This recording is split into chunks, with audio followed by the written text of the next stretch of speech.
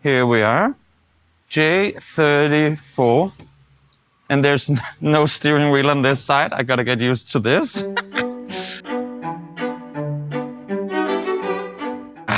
The United Kingdom, the land of fish and chips, afternoon tea, and permanent gamer weather. Sun, rain, sun, rain, sun, rain. We are here to meet one of the most accomplished PUBG players in all of Europe, Luke Crafer. But you might know him better as TeaBone. Look who's there, Mr. TeaBone. How are you, bro? You good? Yeah, almost. We survived.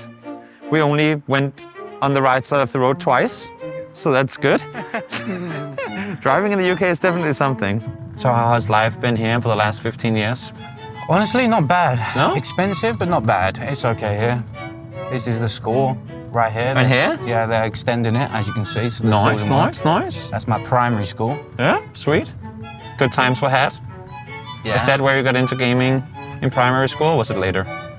Probably just after secondary school. I saw my brother playing World of Warcraft. Okay. One of my older half-brothers, and from there, I was like, Dad, let me play. This is so much more fun than a Game Boy. Yeah. Go right at the roundabout up the top. Is this a roundabout? Yeah. What? You can't see it, but it's there. Fucking UK people and their weird traffic.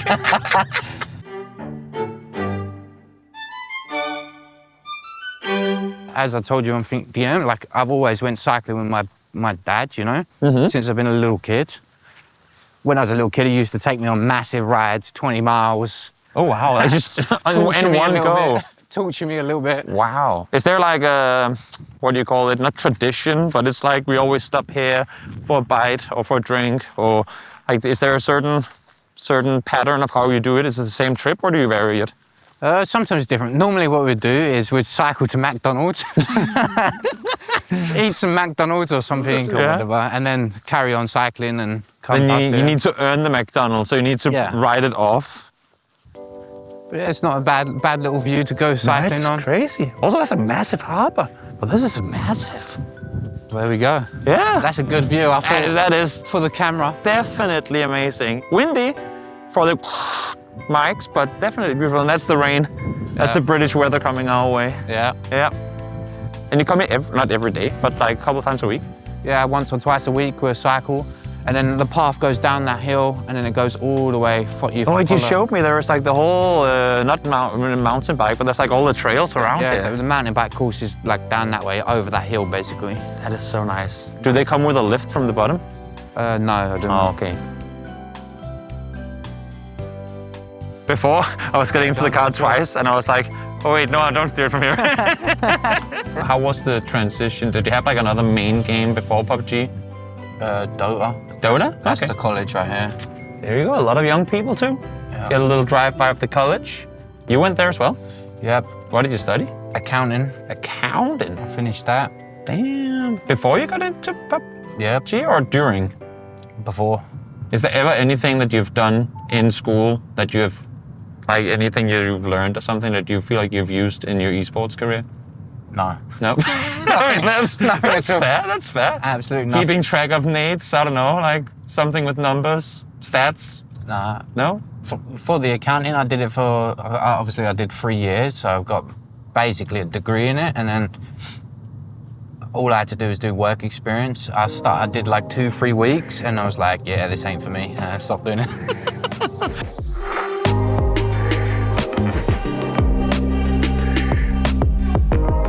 Right at the start of PUBG, I actually quit PUBG right at the start again. Oh. Because I was like, this game sucks.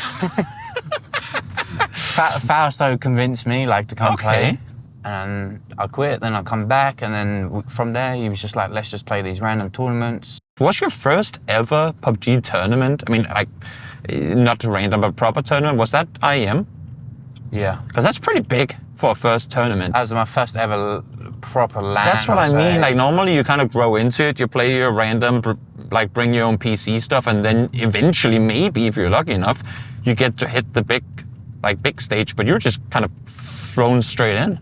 You got to park somewhere here. What are you getting? I might get this chicken and leek pie. What is leek? It's like an onion, sort of like vegetable. I think I'll do the shepherd's pie.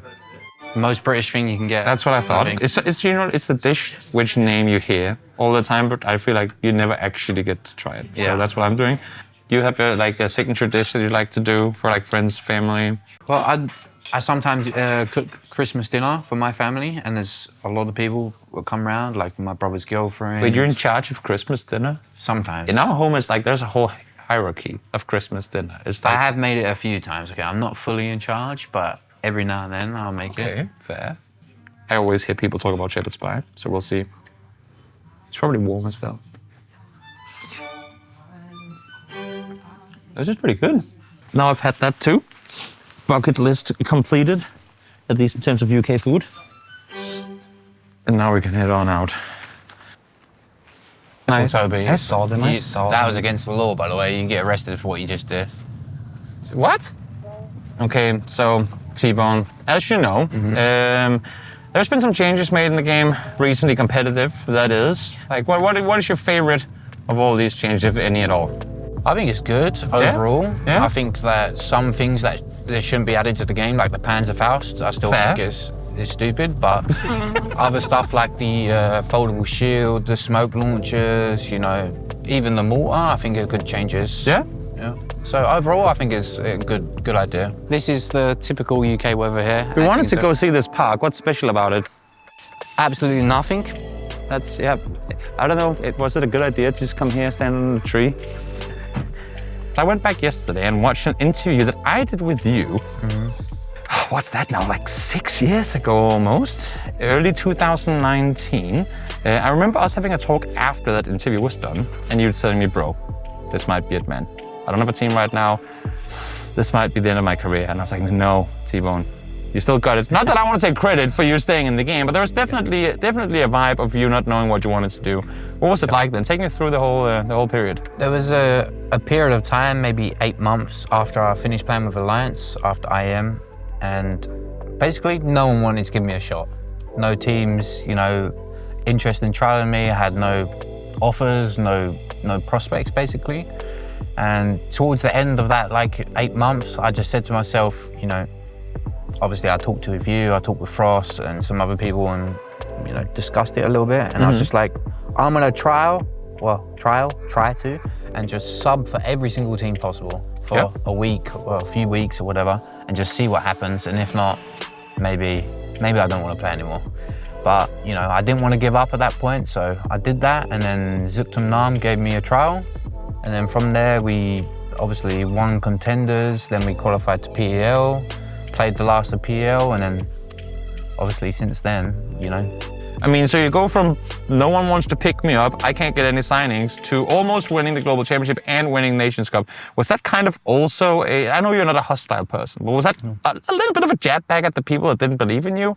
Did it feel that way maybe? For sure, like you always get parts of people are just like, this guy ain't gonna achieve anything, you know what I mean? And then you go get second place, and then suddenly your earnings or esports earnings are way higher than them, and then you're like, you know what? But That's fair. it's just a good point to just, you know, if you truly believe in something, don't give up. Yeah. If you think you can give something and offer something to your teammates and you just the game in general, then don't give up and just keep at it. How did you keep your motivation up to keep going? I mean, it's really hard actually, because as a competitive person, you always want to just let me play, you know. And I've always felt that our team would be really, really good if we make it to the events.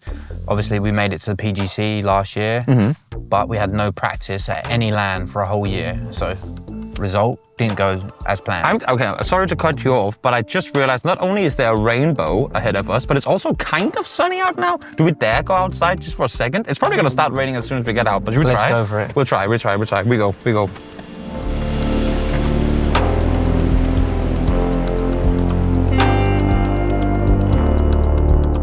And here is your park. The park you were talking of. Yeah, it's just my local park, obviously. Not much. Nice. Cricket, they play cricket. Oh, look at that. I don't know if the camera's gonna catch it, but there's a massive rainbow over there. If you look back at I am Oakland TeaBone, do you feel like you've changed as a player? A lot. Have you grown? Talk me through just you perceiving your younger self. I feel like I've grown a lot as a person. Yeah? Back then, I was maybe a little bit obnoxious, let's just say, a little bit toxic. I feel like that's the vibe that I'm getting from a lot of the people. Toxic TeaBone. But, you know, that's just being young, being a bit stupid, you know, not having the experiences that, you know, you've gone through. I still think I've got more to give, you know. I think I've grown a lot recently, and now our new roster and stuff is coming forward, so hopefully it's all going to be well. Yeah. Where do you see the esports space that we're in right now, if you were to put some words to it?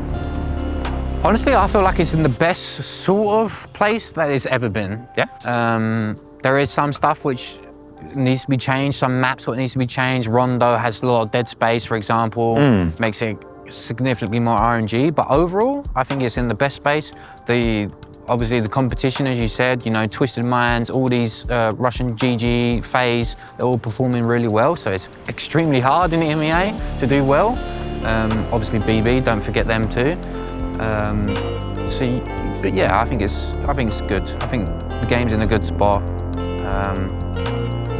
Not sure where to go next with it, but we'll see. We'll see what happens. Yeah. So, as we leave the park and move on, I want to hear, how is it? You know, being a UK esports sensation, do you ever get like the kid down the street going, "Oi, look, Mom, it's TeaBone, the famous PNC champion of 2022.